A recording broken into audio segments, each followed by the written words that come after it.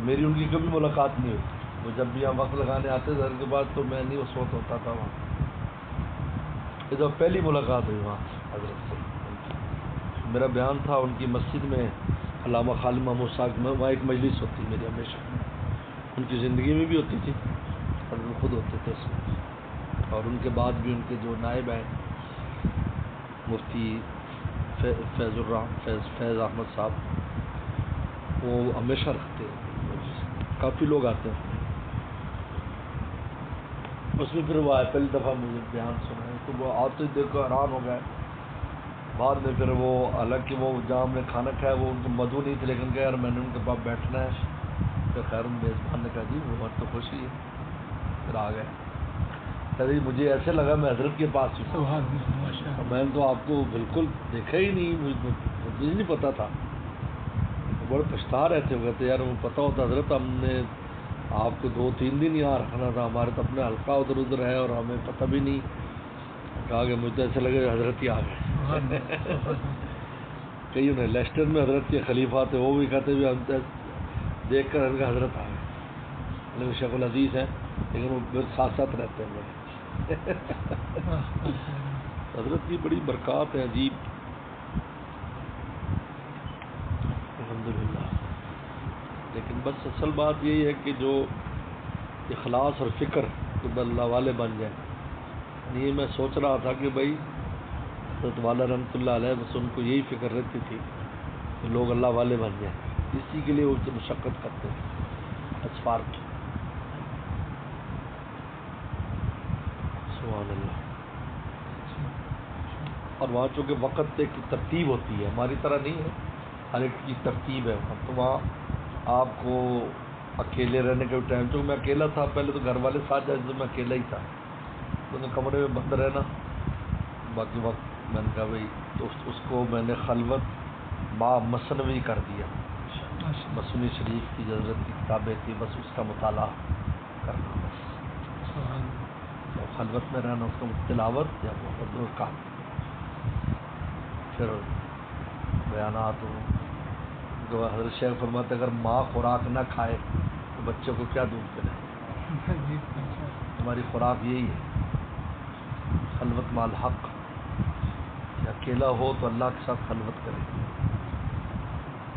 پھر مخلوق میں جائے تو دین کی جب بات کرے گا وہ اوپر سے لے کر دے فائدہ ہوگا. لوگوں نے کہا حیران ہوئے کہ ایسا فائدہ ہوا ہم بیان نہیں کر سکتے. علمی حلقے نے جو ختم بخاری تھا بہت بڑا مجمع تھا، 3-4 ہزار آدمی اس انگلینڈ میں، میں حیران ہو گیا.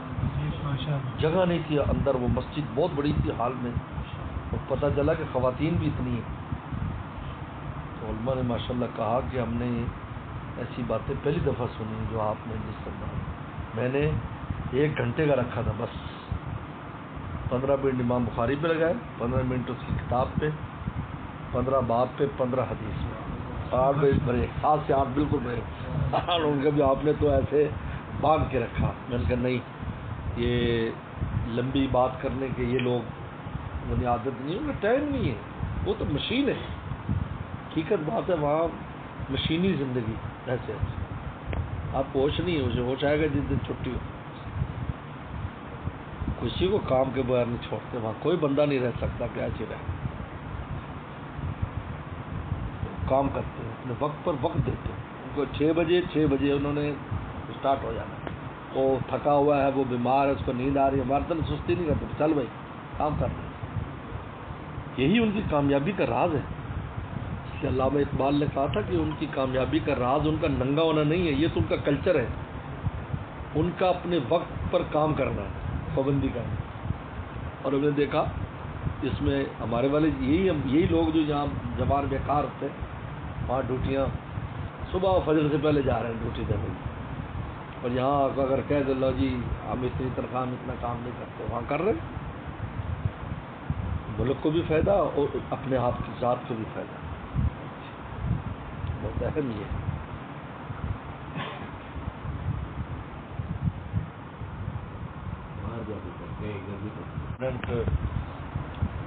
مرد ہیں یا خواتین بچے پڑھنے جاتے ہیں، واش روم بھی گھروں کے آ کے صاف کر رہے ہیں. 1 گھنٹے کا ہم آپ کو 10 پاؤنڈ دیں گے.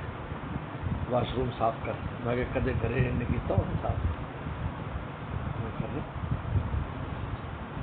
گھنٹے کا اسٹوڈنٹ کو 10 پاؤنڈ ملتے, عام بندے کو 21 پاؤنڈ, اور جو پڑھا لکھا کمپیوٹر والا ہے تو اس کو 20 پاؤنڈ 30 پاؤنڈ. یہ گھنٹوں کے حساب سے ہوتا ہے کہ آپ نے کتنے گھنٹے کام کیا, اس کے حساب سے شام کو مزدوری دینی. وہ مزدوری دینی اس لیے بھی بتا رہا تھا کوئی کہ وہ وہاں ایک ڈاکٹر تھا, وہ ڈاکٹر 8 گھنٹے ڈیوٹی دیتا تھا ہاسپٹل. ایک دن کسی ڈرائیور کے ساتھ وہ گیا, وہ جو ہاسپٹل کا کوئی ڈرائیور ہوگا, وہ لے کے کہا تیری تنخواہ کتنی ہے؟ انہوں نے کہا ڈاکٹر صاحب جتنے تھوڑی امی میری ہے وہ برابر ہے.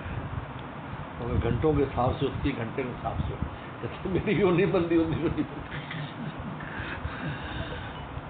کیونکہ جتنا اوپر لیول کا ہوتا ہے اس کا ٹیکس زیادہ کٹتا ہے, وہ نہیں بچتی پیچھے. ڈرائیور کا ٹیکس کم کر بچے تو نہیں دونوں لکھے. جتنا اونچا جائے گا 40% 50 تک چلا جاتا ہے. ہمارے کاروبار دوست نے کہتے 40% ہر مہینے دیتے ہیں, تو پیچھے کتنا رہ گیا.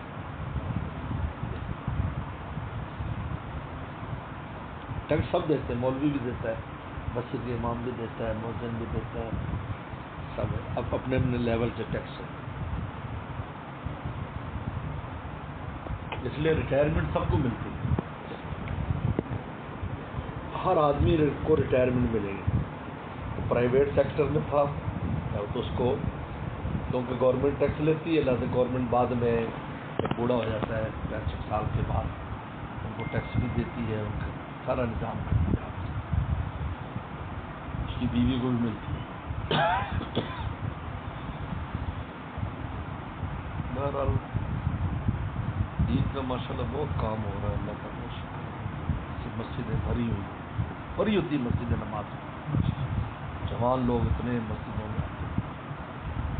یہاں تو جو غفلت ہے اللہ معاف فرمائے, اس لیے کا مسلمان ہے, مسلمان ملک میں بہت وہاں کیونکہ تقابل ہے. اگر شراب خانے جا رہے ہیں, مسجد میں جانا فخر سمجھتا ہے مسلمان, ادھر جا کر مسجد جا رہے ہیں. اللہ کا بہت عظیم فضل ہے. علماء کرام نے بڑی محنت کی. حضرت شیخ زکریا رحمہ اللہ کی بہت اونچی نظر تھی.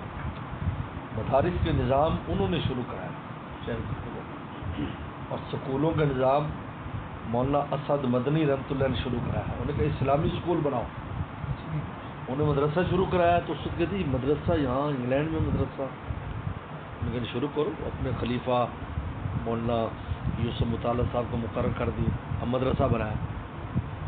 اب اس میں اتنی مشکلات, اتنی وہ انگریز ہی نہ جینے دیں, ارد گرد کبھی پتھر مار رہے ہیں, کچھ کر رہے ہیں اور احتجاج کر رہے ہیں. یہ کیا ہو رہا ہے بھائی, یہ کیا ہو رہا ہے, کیا ہوگا, ایسے داڑھی میں ایسے لوگ ہوں گے, یہ کیا ہوگا.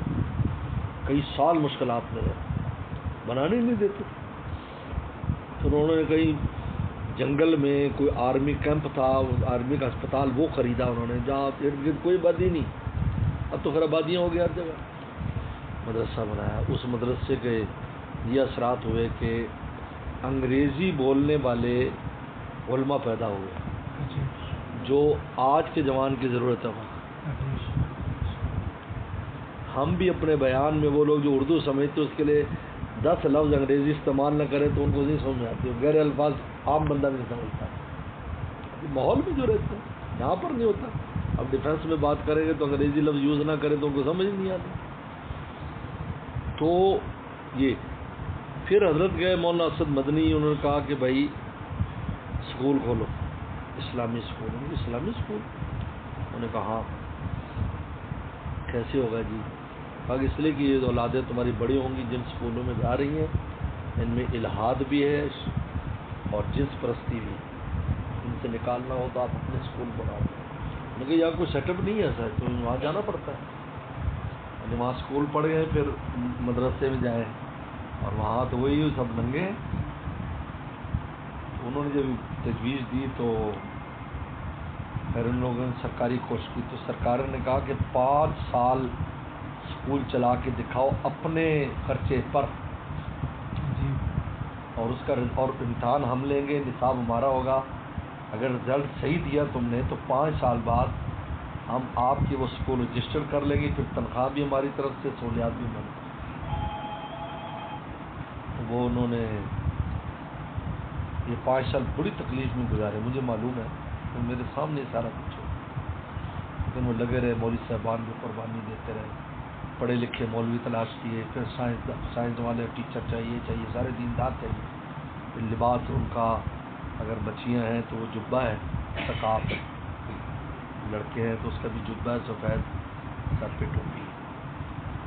5 سال انہوں نے تجربہ کیا، اور اس کے لیے تنخواہیں اکٹھی کرنا، وہاں کوئی زکوٰۃ خراج کا کوئی سلسلہ نہیں، بالکل نہیں، زکوٰۃ خراج کوئی لیتا نہیں ہے، اور وہاں دیتے بھی کوئی نہیں، زکوٰۃ خراج ان کو نہیں دیں گے، وہاں مقامی ہو کہ سب کوئی مستحق نہیں ہے، اب اس لیول پر ہے کہ مستحق نہیں ہے وہاں، کسی مدرسے میں، آپ مدرسوں میں فیس دینی ہوتی ہے، طالب علموں کو خود پڑھتے ہیں، تو خیر وہ 5 سال کے بعد انہوں نے 5 سال چھڑ ڈال دیا، 5 سال بعد قبول، یعنی اس وقت پورے انگلینڈ میں سب سے زیادہ تنخواہ، ٹیچنگ لائن میں سب سے زیادہ تنخواہ مفتی صاحب کی ہے، جو پرنسپل اس کا، کیونکہ وہ 5 سال کے بعد وہ جب انہوں نے وہ پچھلے 5 سال بھی کاؤنٹ کیے اور اس کو پھر اسٹیٹس دیا، تو اس وقت وہ اس کی اتنی بڑی تنخواہ ہے کہ نہ کسی ڈاکٹر کی ہے نہ کسی انجینئر کی، اور مشہور ہے، وہ آ جائے گا کہیں بھی ذکر ہوگا، سب سے بڑی تنخواہ آپ یہ ایک مفتی صاحب ہیں بلیک برن میں، ان کی سب سے بڑی تنخواہ ہے، وہ اسکول کے پرنسپل ہیں، گورنمنٹ کی طرف سے، گورنمنٹ دے رہی،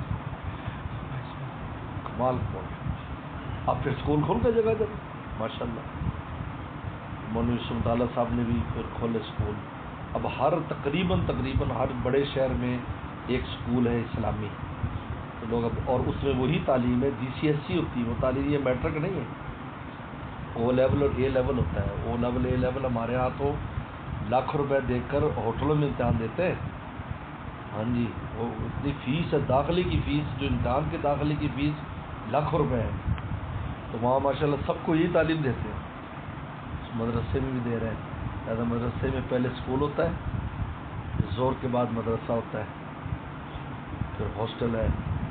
میں دارالعلوم لیسٹر کے دورے پر گیا تھا، تو پرنسپل کہنے لگا جی اللہ ان کو ایمان دے، بڑے اچھے لوگ ہیں، ہمیں تو انہوں نے بہت کچھ سکھا دیا، ہم تو ہندوستان سے آئے تھے، ہمیں کیا پتہ کہ انہوں نے ہمیں سکھا دیا، یہ ہر دوسرے دن آئے رہتے ہیں، یہ نہیں ہے، اس کو یہ کرو، یہ کرو، یہ طالب علموں کے لیے ٹھیک نہیں، یہ ٹھیک نہیں، یہ ٹھیک نہیں، ایک چھوٹی سی چیز بھی جو طالب علموں کی لیے مضر ہے، وہ آ کر کہوں گے اس کو ختم کرو، یہ یہاں نہیں ہونا چاہیے، یہ تو کہا کہ ہمیں تو ایسا کہتے سکھا دیا، اب ہمارے طالب علم یعنی دنیاوی طور پر بھی تعلیم میں کسی بھی اسکول کی اس سے کم نہیں ہے، اور ادھر ساتھ مدرسہ بھی پڑھتے ہیں، بلکہ ابھی انہوں نے وزٹ کرایا تو لیبارٹری، سائنس لیبارٹری بنا رہے تھے اسکول میں اور مدرسے میں، اور اتنی شاندار اس کے اندر سامان، میں کہا یار ایسی لیبارٹریوں تو ہمارے بڑے بڑے فیسیں لینے والوں کے یہاں نہیں ہیں، ان کا آرڈر ہے کہ ایسی لیبارٹری تیار کرو، اور ہمارے سے تعاون بھی کرتے ہیں، جیسے گورنمنٹ سامان بھی دیتی ہے، بہت ماشاء اللہ۔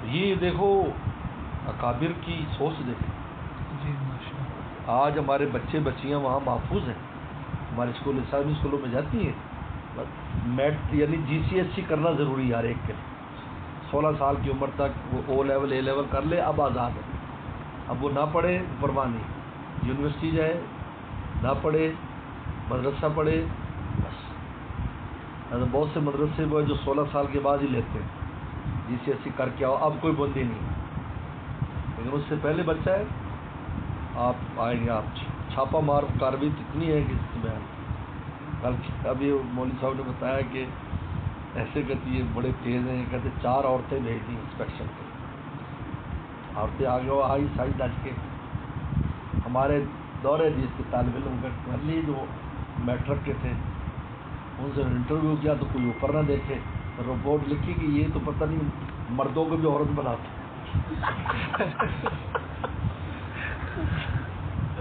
کہ لوگ مردوں کو بھی عورت بنا کہتے کہ ہمیں دیکھا ہی نہیں انہوں نے. کہتے میرے کو کون سمجھایا کرتا نہیں ان میں تو کانفیڈنس ختم ہو جائے گا تو عورت کو دیکھ ہم بات نہیں کرتے. ایسے تیز ہیں ایسی ایسی رپورٹیں بناتے ہیں. بڑا دلچسپ رہا اس دفعہ ماشاء اللہ.